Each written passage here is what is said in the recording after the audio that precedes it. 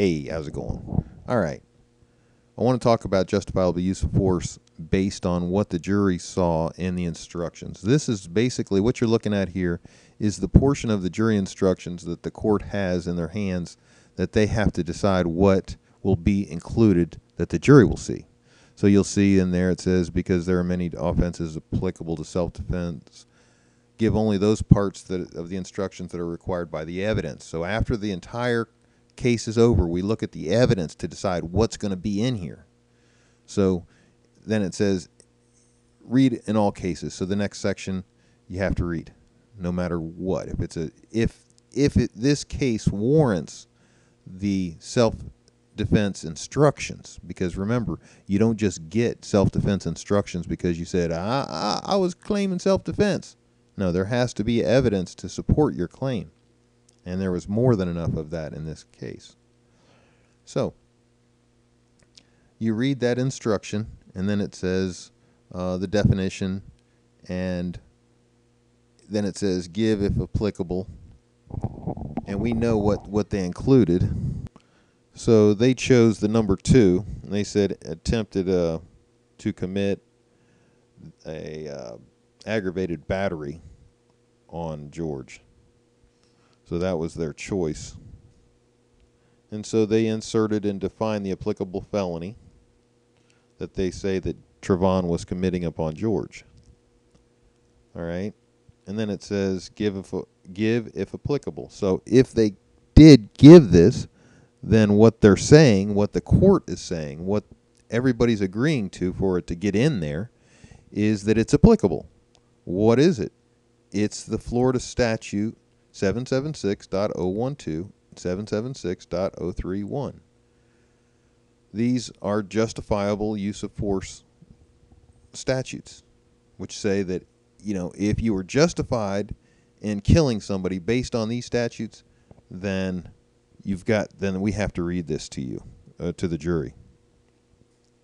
It basically just tells us that a person is justified in using deadly force if he believes that it's necessary to prevent imminent death or great bodily harm to himself. And they cut all this other stuff out. They also took out the 041 because that is the statute that says that you're justified in using deadly force even if you're the aggressor, if you try to get away. Like when George was yelling and screaming, help, help.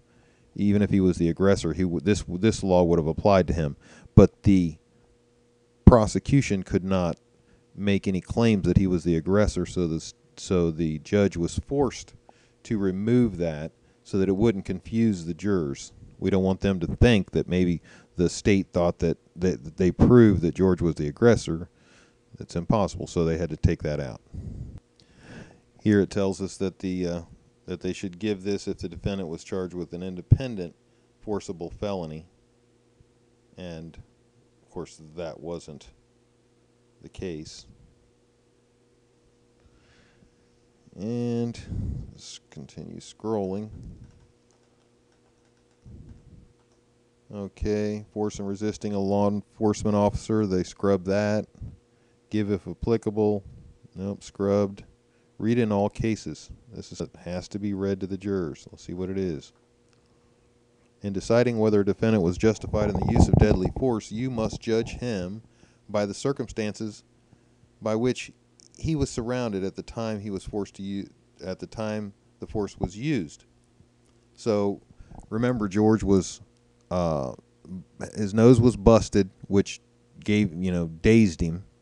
The guy knocks him to the ground, jumps on him, and starts banging his head on the ground. So you have to put yourself in that position. And the jurors did that. That's what they had to do. This is why it's when you can bring the evidence and you can back it up with witnesses and physical evidence like injuries and stuff like that, this is a slam dunk case.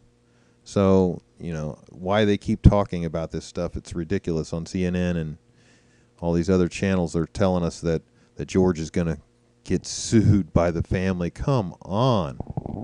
We've already proven that this case falls under 776.012, and it was in the jury instructions right here that they said that it was applicable. That's why they gave that instruction. If they gave the instruction that it was applicable, that proves that they said that it was a self-defense case.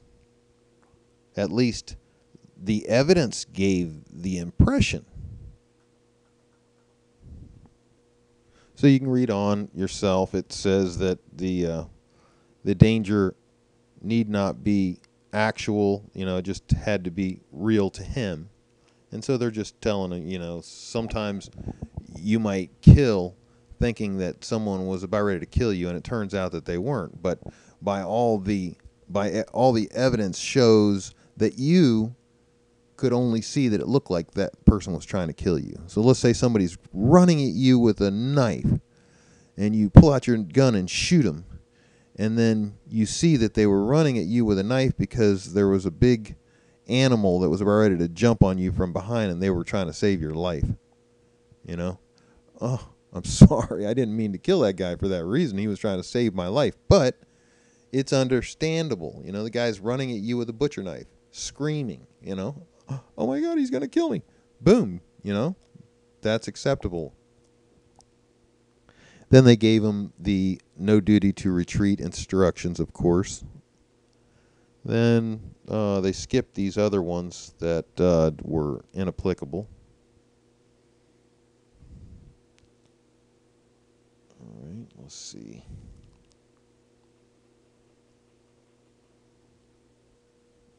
So they went ahead and scrolled on through these.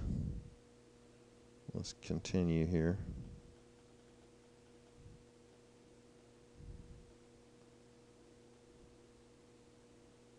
Talking about dwelling. So these were all deleted.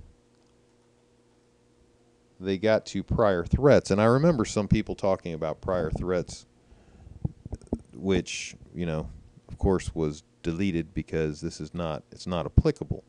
It says if you find that the defendant who, because of threats of prior difficulties with the victim, had reasonable grounds to believe that he was in danger of death, etc., etc. What they were arguing is that the fact that George had followed Trayvon, that was a prior threat, and it's just not. So that's why it didn't get included. We had told them that for a year. Now maybe they realize. And the reputation was not included. Physical abilities was included. If you remember, they talked about that. And I think George's team did a great job by creating cutouts of the two to show the relative size, and that George was a little guy and Trayvon was the big guy. And then, of course, the last bit, it says, read in all cases, if in your consideration the issue of self-defense you have a reasonable doubt on the question of whether the defendant was justified in the use of deadly force, you should find him not guilty. So, really, even if the jury was like, I don't know, it's just kind of, it's hard to say, they have to find him not guilty, because remember, it's the burden of the state to prove that he didn't act in self-defense. You see what I'm saying? This is not, self-defense in this particular case is not an affirmative defense. It requires the state to disprove it by a burden that is as high as proving a crime. The beyond a reasonable doubt burden. It's very high. So I just wanted to point that out. I also wanted to point out the fact that in these rules, or in these instructions, here it says, give if applicable, 776.012 and 031. They got this instruction. So this shows that it was applicable. So the jury read this and they said, okay, a person is justified. And I believe this is the point where they realized that George was justified. He reasonably believed that such force was necessary to prevent imminent death or great bodily harm to himself. So this was it.